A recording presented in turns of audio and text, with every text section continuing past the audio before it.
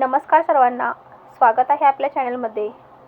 बघतांनो, 2026 होळी ही अतिशय खास पण तितकीच गोंधळात टाकणारी ठरणार आहे. कारण यंदा होळीच्या दिवशी खग्रास चंद्रग्रहण येत आहे. मग आता प्रश्न असा पडतो की ग्रहणात होळी पेटवायची का किंवा देवपूजा करायची का? गर्भवती महिलांनी कोणते नियम पाळायला पाहिजेत? आणि मुख्य म्हणजे यंदा होळीवर ग्रहणाची सावट नेमकं कसं असणार आहे? या सर्व प्रश्नांची उत्तरं आजच्या या व्हिडिओमध्ये आपण पाहणार आहोत.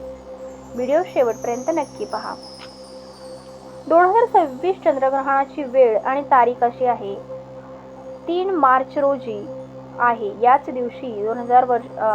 दिवशी वर्षातील पहिले चंद्रग्रहण होत आहे. हे ग्रहण खग्रास म्हणजेच पूर्ण चंद्रग्रहण असणार आहे.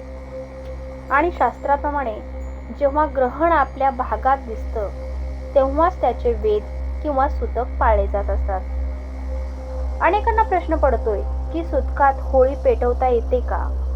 तर मंडळी, होळी हे दहन आहे जे शुद्धीकरणाचे प्रतीक मानले जाते. आणि पंचांगानुसार ग्रहणाचा मोक्ष म्हणजे ग्रहण सुटण्याची वेळ झाल्यावर स्नान करून स्वच्छ शुद्ध मनाने होळी दहन करणे सर्वात उत्तम मानले जाते बरं का.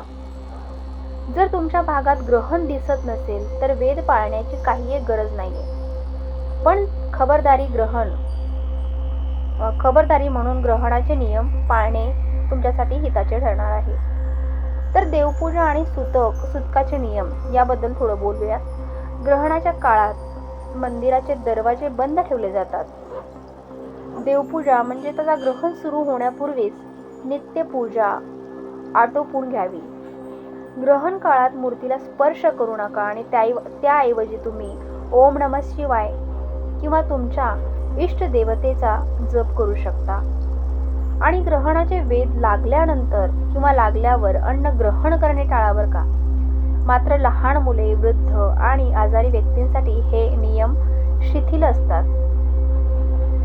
गर्भवती महिलांनी ग्रहण काळात विशेष काळजी घ्यायला हवी असं आपले पूर्वज सांगत असतात. या काळात झोपणे टाळायचं आहे.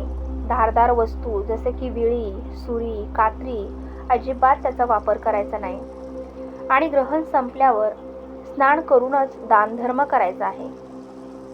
तसंच होळीच्या दिवशी ज्यांचा वाढदिवस आहे त्यांनी गोंधळून जायचं नाही.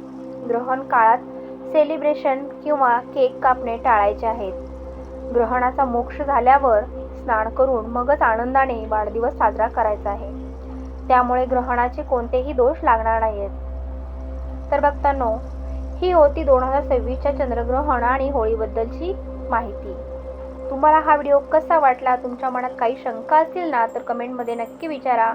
हा व्हिडिओ आपल्या मित्रपरिवारात शेअर करायला विसरू नका, जेणेकरून त्यांनाही माहिती मिळेल. अशाच नवनवीन माहितीसाठी आपल्या चॅनलला सबस्क्राईब करा. पुन्हा भेटू पुढच्या व्हिडिओमध्ये. तोपर्यंत धन्यवाद.